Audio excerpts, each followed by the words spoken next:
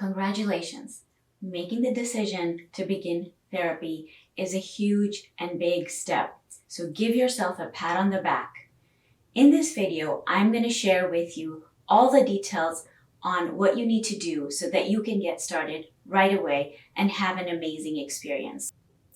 In this video, I will be going over the steps that you will want to take before you actually meet with a person and sit face to face with them and begin your therapy journey. In this video, I will go over the questions that you want to be asking yourself before making an appointment, finding a therapist, and then making that first appointment. And lastly, as a bonus, I will let you know what is the most important thing that you want to make sure that you pay attention to so that you have an amazing experience and hopefully you can get the best match in the first try when starting therapy. So let's get started. First, I want you to grab a notepad, a journal, or a piece of paper and sit down. And I want you to first ask yourself this question. What is my goal in therapy? What do I want to get out of therapy? So sit down and think about that and write down what's coming up for you. Another way to answer this question is to ask yourself, if a year down or 2-3 years down, 5 years down my journey, if I look back and I were to say, oh my God, therapy was the most amazing transformational experience for me, what are those things that I would tell myself or know that have changed, or that I just know that this has been an amazing experience? So write down, where would you be 5 years from now if therapy was an amazing experience for you? A year from now, 2.5 years from now. Pick a time in advance and think, if you could look back to your journey, what would you be telling yourself in the future? Now, the second question I want you to ask yourself is this. If I could have the ideal, perfect therapist, exactly the way I would want them, what would they look like? What are the things that they would have? Would they have things in common with myself? Would they have things that would be different? So as a Muslim therapist, I have lots of Muslim clients that come to me that are so happy and relieved when they find that they can connect with me. So you're already looking in the space of a Muslim therapist, and you want to look for what are the other qualities that you need in that Muslim therapist. What are things that will make you feel like, oh, she or he really gets me. I really feel connected with this person. So again, sit down, take a few moments, reflect on that. Notice how these questions are feeling inside of your body. Are there thoughts coming up immediately? Are the thoughts slow in coming? Whatever it is, take your time, write down and journal, and capture all the thoughts that are coming up for you. Now, the last thing I want you to think about in this area is the idea of what kind of logistical things do I need? This is where you want to ask yourself, do I want a therapist that can see me in person? Do I really want that, in-person feeling? And so it has to be someone who's close to me. And then you can think about, well, what are the timings do I need? How close to them do I need to be so that I know that I will be committed to, let's say, once a week therapy? Then you want to ask yourself questions like, okay, if let's say I am not tied to a location and I am open to meeting someone online. So say if they are, still within your licensed state and they're an hour away, you can't drive an hour away. However, they provide online therapy. Would you be open to that? So asking yourself questions like, what does online therapy look like? Would I feel okay with that? Would that make it easier for me to do therapy? Or would it make it harder for me to do therapy? You want to pick those things that would make it easier for you to engage in therapy. Another question you want to ask yourself in this area of logistics is, what's your budget? What are you planning to spend when it comes to investing in your transformation? Is it no budget? Is it I have everything I need and I'm willing to spend whatever it takes to get the transformation that I'm looking for? Or is it, no, I need to be realistic. I have an income that makes me only have a certain budget. Is it that no matter what, I want to use insurance? Now you might think, what? Insurance is not, why can't I use insurance? Isn't that what everyone does? Well, actually, no, insurance is not something that everyone uses, and you want to give it some thought whether or not you want to use insurance, and I will cover that in a different video. For now, just ask yourself the question, are you wanting to use insurance? Do you want a diagnosis in your paperwork that will be given to you? And what's your budget? Again, are you flexible as far as seeing anyone, or is there a certain budget that you need to meet by? Write that down, have all of that information ready in your journal. And now you're ready to move on to the next part of this exploration. Now that you've done the research on what you want, what your ideal therapist looks like, and what are your goals, now it's time to actually sit down and search for a therapist. So I will go over 4 areas where you can start looking at therapists. The first one is to ask for recommendations. You can ask your friends, family members, or you can also anonymously ask on a Facebook group or any place where you can anonymously ask, if you don't feel comfortable being open about it, that, hey, I am looking for a therapist and do you have any recommendations? So a lot of times people you know might already have met with a therapist that they feel comfortable with, they had a good experience with. So you can reach out to those therapists as a possibility. Facebook groups are great for asking for recommendations as well. Third is you can just bring up your favorite browser and just start searching. Muslim therapist near me, Muslim therapist Arlington, Virginia, whatever the keywords is, Muslim trauma therapist, Muslim couples therapist, whatever it is that you want to do. You might have your favorite, person that you've been listening to, and you can reach out to them to see if they would be the one that you could work with.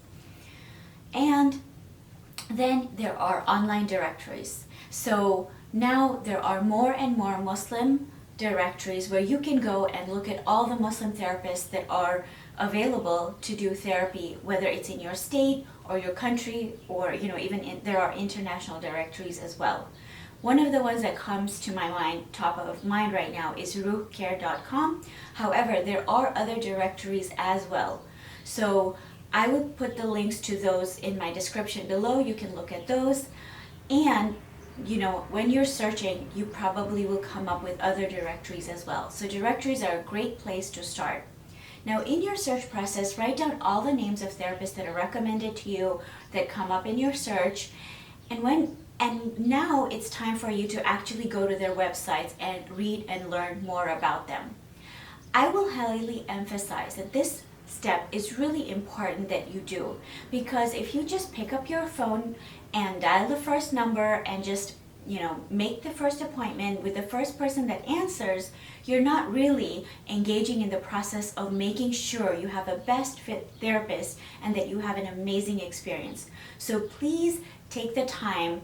It can be an hour, it can be 30 minutes. Take time and just go and browse on their website. Many of the therapists have a short video, or they will have an About Me page where you can learn about them, and then ask yourself that question of, does this align with my goals? Does this align with the vision that I have? You might have, let's say, a list of 20 therapists or maybe 10 therapists, and you can boil those down to 3 to 5 therapists that you really connect with. This is also the time where you can look at their FAQ page, frequently asked questions page, and look at, are they accepting insurance? If you want to use insurance and they're not accepting insurance, then you can cross them out. If they are not in your state or not licensed to provide therapy for you in where you are located, well, then you're gonna have to cross them out. So this is also that time to look at your budget, your the things that you have already journaled about, check with the information that the therapist has, and then boil it down to 3 to 5, and then make a consultation appointment with them. Now, some therapists have just basic information, and so you just have an idea of what it would be like working with them.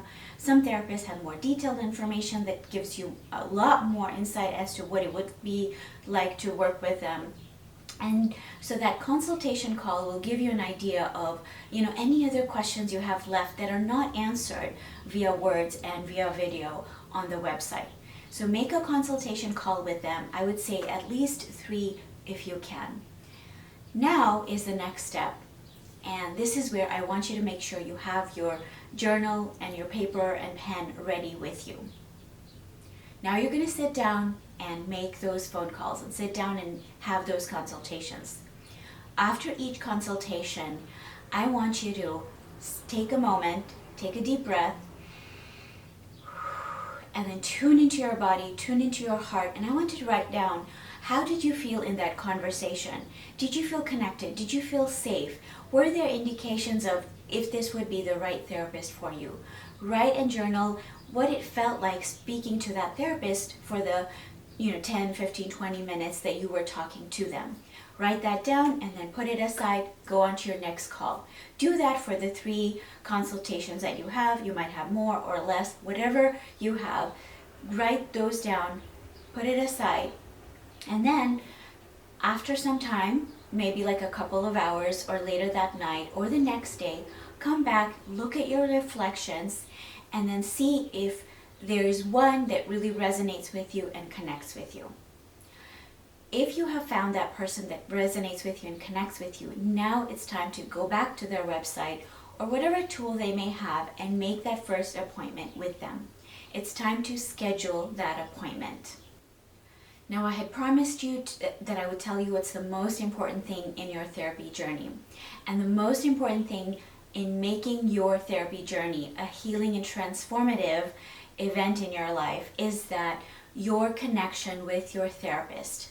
Time and time again, research has shown that the outcome, the positive outcome of therapy is dependent upon the client and therapist relationship. And that's why I'm having you do all this work before you make that first appointment, because you want to make sure that you have a right connection and the right therapist that you will be open and vulnerable with, and that will take you in your healing and your transformation journey. Now, if you go to that first appointment and you don't feel comfortable and you don't feel safe, that is not the end of your journey. Don't feel disheartened. You have the other 2 that you spoke with. You can always go back to them and schedule an appointment with them. After your first appointment, sit down and reflect on how that session felt. Did you feel safe? Did you feel connected? Sometimes it is normal to feel anxious because therapy is an anxiety-producing experience, especially in the beginning. Now, if you felt both safe and anxious, you felt comfortable and felt anxious, I would say that anxiety is a normal process in the therapeutic process. And so I would recommend you to continue with this person, because one thing that you will be doing, and the alliance that you have with your therapist will be happening, is an attachment will be forming, a secure attachment will be forming, inshallah. And that takes time. And with that, some of your uncomfortable feelings and emotions will be brewing up for you. However, if after that first appointment, you didn't feel comfortable, you didn't feel safe, and you just felt like that was different from what I had, let's say, experienced on the phone or what I had thought, then you don't have to continue going to this person. You can go back to those names that you have found and continue to make an appointment with the other people that are there. You can meet with all 3 of them and then decide, who did I feel most connected with? Whose style really resonated with my heart the most? So there you have it. This will be a process that will help you in finding and getting you started in your therapy journey. If you give it a go and you feel comfortable, feel free to leave me a comment. If you have more questions, please leave questions below and I will do my best to respond to them. Thank you and have an amazing rest of the day.